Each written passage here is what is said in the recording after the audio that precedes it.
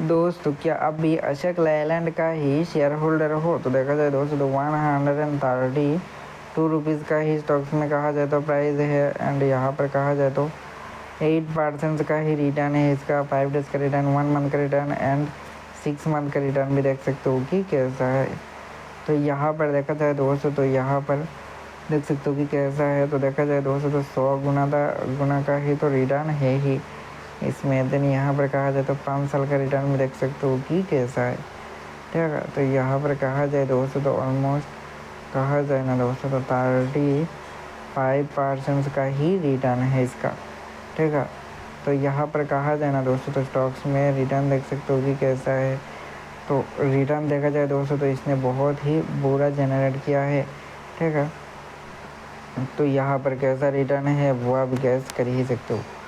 तो दोस्त फिलहाल आज के लिए इतना ही, मिलते किसी नए वीडियो के साथ। May God bless you, good bye.